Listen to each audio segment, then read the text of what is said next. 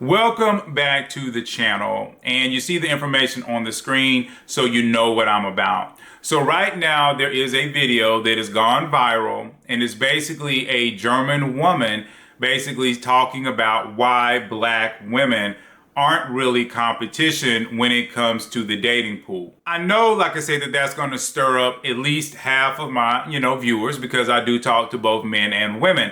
But I am hoping that a lot of the women will hang around, because I really do have some serious things to talk about it. But also remember about what this channel is about and what a lot of other channels are about. For many channels, what their goal and aim is really just to point at problems, laugh at those problems, and then just kind of go on with the flow without any teaching of how you can actually make your life better. One of the things that you have to think about, as a woman is, are you a wife? Are you wifey material?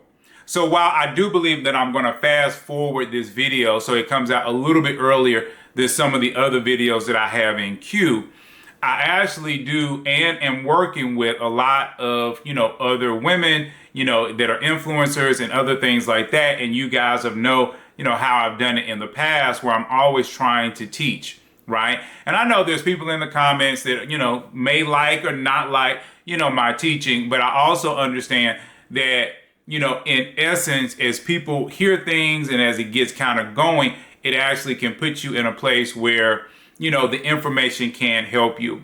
But I want to start with this whole concept of being a wife, right? And, the Bible talks about it, as people have said, like literally a million times, he who finds a wife finds a good thing. And then a lot of pastors will talk about how the woman has to be a wife. And for me, I'm always saying it can go both ways. A woman who finds a husband finds a good thing, right? So we have to first start there. And then we also have to think about the fact that a lot of black people really don't know how to be husbands or wives. And it's really not fair, the constant, barrage that, black people are under just simply because of our history. However, there is a choice, and this is the key element. There is a choice that is made every single day in every single relationship, whether a woman or a man decides to actually be a spouse. Okay, that is a choice.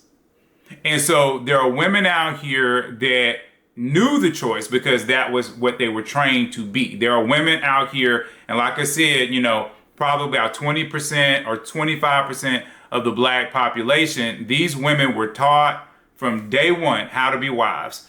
And these women more than likely are not going to have too much problem finding a husband unless they're just in a situation where they're just not literally getting out and meeting men, right?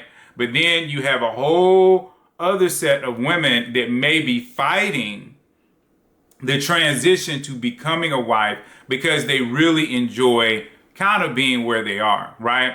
So we're the main video is going to be at the end. I'm not going to put it in the beginning because, like I said, most of you have probably already seen that video like 100 times. So instead, I'm going to try to focus in on other information that we can use in order to actually, try to solve this problem. Why would that German woman eat us up like that? And when I say us, I mean us as black women. If you haven't seen the video, the woman came out, German women, talking about how black American women are no competition, like none at all. And she stood 10 toes on it, confidently said it. And honestly, y'all, there's no lies. Unfortunately, she felt comfortable saying that because it's true. We are not feminine women. We are not raised to respect, to be kind, to be nurturing, to be caring of our black men. And unfortunately, what they're doing, they're coming in and swooping them right on up because we are leaving the door right on open. They know how to talk to men. They know how to treat black men. They know how to love them properly, how to support them properly. And they have no problem doing it.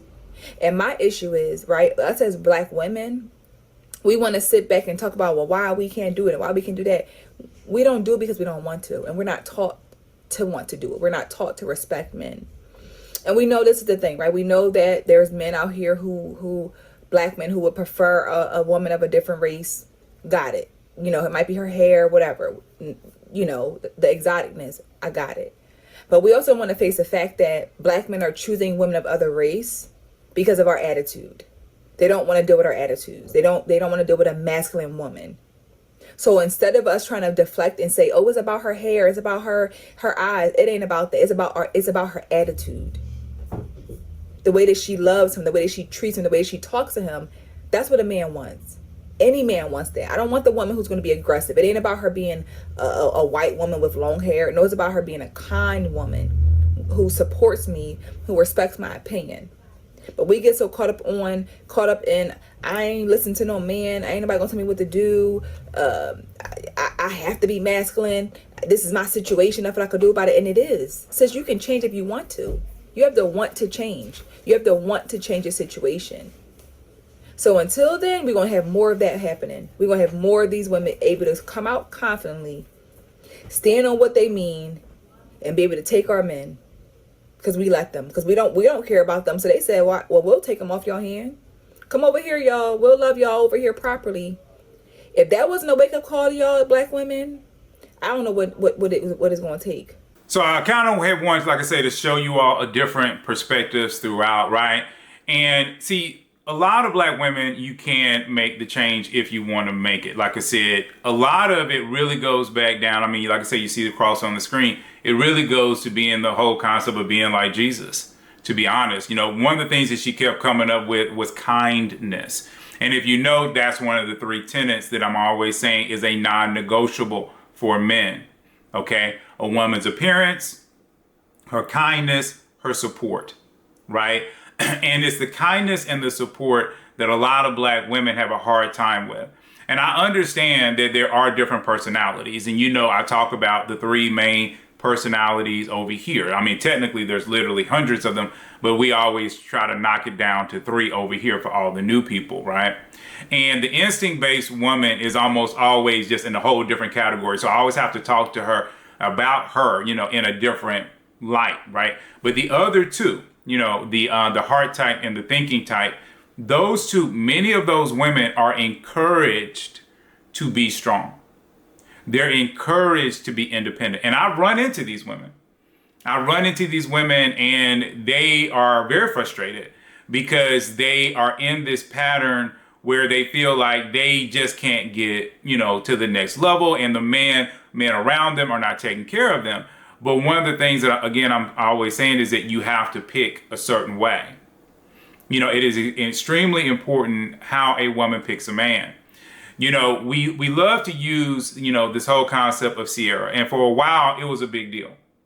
Like about 4 years ago, you know, when it happened or whenever it was, you know, everybody was talking about it. I know 4 years ago it was all over social media. I don't remember when it began, but it was all over social media. And it was a wake-up call then for black women. Because what it really showed black women was that, yes, there are all these black men, and it's the very black men that you're calling the nice guy, the nerd, the lame, the this, the that in many cases, not all cases, because there's always going to be somebody in the comments, but not all cases, but in many cases, those are better men. All right? And if you pick those men, you'll have a better life. See, the person that you pick to be your spouse is the most important decision that you can make. That there is no other decision that costs you more, that's going to affect you more. The man that you pick to be the father of your children, there is no other decision that is going to be more important. All right? In this life beyond, you know, going to God, right? So a lot of women have to understand that these decisions that are made, okay, affect you, right? And see, like for me, and I've kind of tried to explain this without trying to sound, you know, all high and mighty, but most of the men that I know are married. Most of them. And they've been married 20 plus years. And they take care of their children. And less than 10% of them, the ones that I know, actually cheat on their wives. All right? And so there's always these black women that say, oh, blah, blah, blah, blah. But see, no, these men were trained to be husbands. And then you have a few of them in there that while they weren't trained to be husbands, they took it upon themselves to learn how to be husbands. Whether they were reading books or they were, you know, going to seminars. And one of the things that I've always encouraged you all to do is if you don't come from that 20 years of being under two parents that are trying to work it out, then you need to get into like a marriage ministry or the church's, marriage program or whatever it is, because you have to re-strengthen your marriage at all times. And you have to put in your mind the mindset of someone who is married. And I told you guys this story before, but a person came out to Christian Singles Connect. That is the group that I helped to lead. And there is information, about that in the description. But there was a gentleman that came out, and he actually works on his feet all day. And one day, he actually just brought it up to the women in the group. He was like, would the ladies of the group, would you be willing to rub, your man's feet, if his feet were hurting? Because he was like, basically like, I'm on my feet all day and my feet hurt, sometimes. And there was, we identified that there was nothing wrong with his feet. He didn't have fungus. It wasn't like he had a toe that was weird or whatever like that. So he had clean, normal feet. And over 50% of the women in the group said they would not rub his feet. This is exactly what I'm talking about. This is what she's talking about. And this is what the German woman is talking about. Your husband, okay, is an extension of yourself. If you would rub your own feet, you should be willing to rub his feet. If you would basically massage your own back because it's sore, you should be willing to do that for him. See, the husband is simply an extension of the wife. That's why I'm always talking about one of the main tenets between a wife and a girlfriend is ownership. A wife takes ownership of her husband. When a woman is out here in girlfriend mode, because when you meet women or men out here, they're either walking in spouse mode or they're walking in girlfriend-boyfriend mode, right? And so when a woman is walking in wife mode, she's coming in. Like I said, it doesn't always start on day one. But by the time you get to day 90, you're going to feel like a man is going to feel as though she is taking ownership. And a lot of what this German lady was saying, and I'm about to show the video, goes into ownership. The woman is taking ownership of the man. She sees him as an extension of herself. I already knew I had him because there was simply no competition out there for me. But let's just look at it objectively. You had this average Black American guy who now was able to choose between what he was dealing with before and somebody completely new. And let me tell you, the moment I stepped into that man's life, he really didn't know how to deal with my femininity because I was not loud. I was not screaming. I was not trying to, be louder than him. I didn't interrupt him because that's not something that I learned from home. If somebody would speak, and especially a man, you would let that man speak and then you would listen and then say whatever you have to say, right? So I was clean. I cooked. He didn't know what it was when a woman is actually in the room asking him, like, do you want something to drink? Before I got myself something to drink. Do you want something to eat? Before I started to eat my food, I would ask him, do you want to have a bite? I would come out of nowhere and just have a fruit bowl and just offer him some fruit. He didn't know none of this. So my husband, back then boyfriend, really thought this was a dream come true. He didn't know how to deal with none of this because all this me coming through, just being nurturing by nature, his peoples and his family didn't even do that for him. Like the family, there is no family unit. The average family, especially Black American family, has barely a family unit. There is no breakfast, lunch, and dinner at set times. And these are things that I introduced my husband to with my family. Can you imagine that impact that I had on him back then? So gentlemen, do not be afraid of traveling. There are so many more women out there who are willing to take care of you. It doesn't matter if they're young. It doesn't matter if they're older. They are willing to take care of you, willing to work with you, willing to be a part of your life. You don't have to deal with whatever you are dealing with back in your hometown because unfortunately, a lot of American women are lost in the delusional world that they are living in, and they don't even understand that they are going to be lonely for a long time, if not for the rest of their life. They say by choice, but I don't believe them. So that video came from Ask Hodge Twins, to give them a little shout out. But I think you kind of understand, what's going on. And see, the lady is coming in and she's putting her man first. She's taking care of him first. She's being nurturing. She's being caring, right? But see, these are things that black women can do too. And I'll be honest with you, I know a lot of black women who do these things. Okay, I know a lot of them. A lot of them have been taught, especially if they're heart type, as we talk about on this channel, they basically do those things. I know black women who serve their husband before they serve themselves or their children. Okay, because they see the husband as the head of the house, which is, I'll be honest with you, how it should be, especially if you found a really good man. I think one of the problems with a lot of women, and I think this is really one of the key areas, is that a lot of black women are still very much attracted to men that are no good. And because they have dated them, especially in their late teens and early 20s, they have a mindset that black men ain't no good. And because the black men ain't no good, they're thinking, why do I have to do anything extra? Because there ain't no good black men out here anyway. And that is really the wrong perspective. That would be like me, running into the average black woman and then saying, well, none of y'all use y'all's real hair. Every single black woman is either wig or weave. And that's not true. There are a lot of black women like my sister that really, they don't do that. Now, my sister's hair is not all down her back, but it is her hair. So not every black woman is out here doing this thing or that thing. And that's why I'm saying that's one of the main problems that we have in our society, is that we want to group everybody into the same thing. And it's just like I said, for the black women that are watching, you can't say that every black woman acts exactly the same. So therefore, why would you believe that every black man acts exactly the same? Therefore, when you are in front of a king, type of man, you should treat him as such. And one of the problems is you have to quickly hurry up to that. And that's why I always encourage women and men to be walking in spouse energy at all times. Because trust me, when it's on the other side, when the man has the energy, when he's walking in spouse energy, he knows what it feels like. And if you're not walking in that, then you're gone. And see, a lot of black women don't understand why they didn't get a second date. And the reason why a lot of times they didn't get a second date with a really great guy was because he recognized that you weren't walking in wife energy. And the thing I'm trying to, get you really to understand is it's not that difficult. It's not that difficult.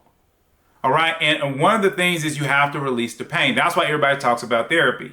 And y'all know on this channel, I'm not a huge fan of therapy. But I will say you need therapy if you're dealing with pain, if you're dealing with emotional things.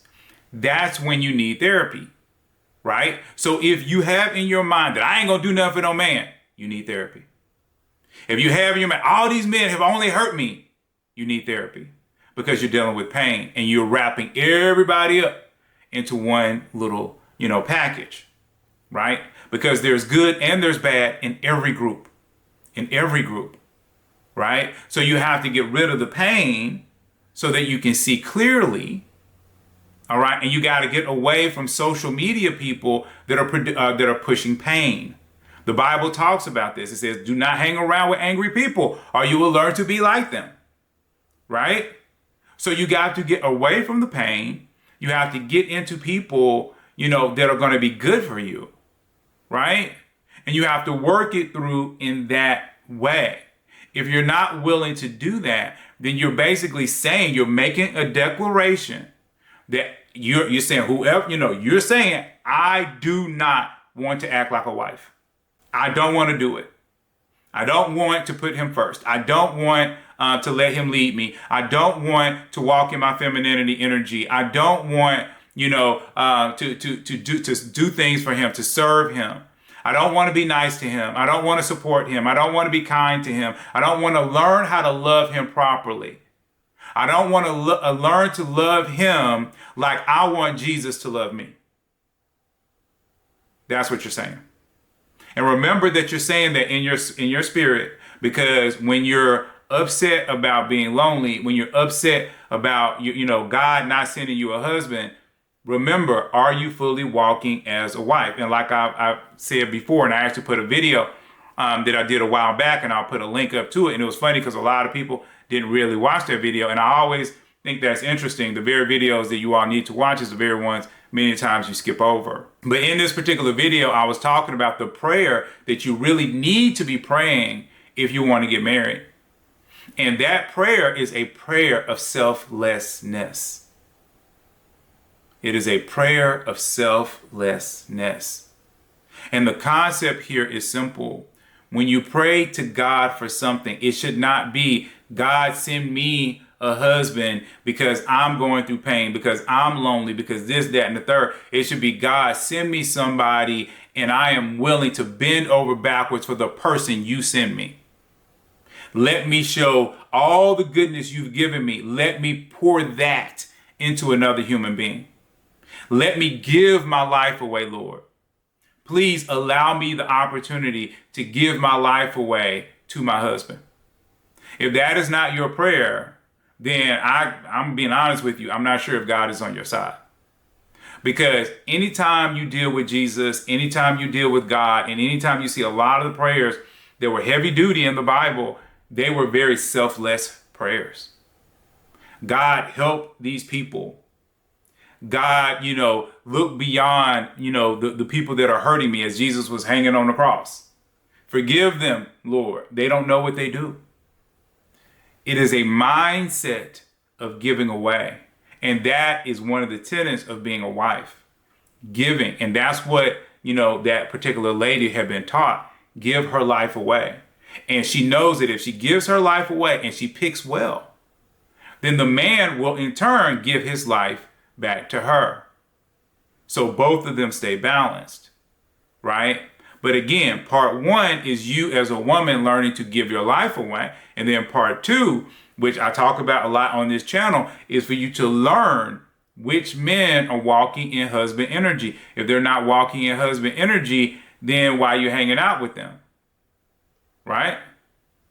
So anyway, I thought this was interesting. Like I said, everybody's talking about it. So I definitely wanted to give my take on it because I think that there are things we can learn. And I think we have to get out of the pain of it and actually focus more on what we can learn from it. Anyway, please like, please subscribe, and I'm going to see you all in the very next video.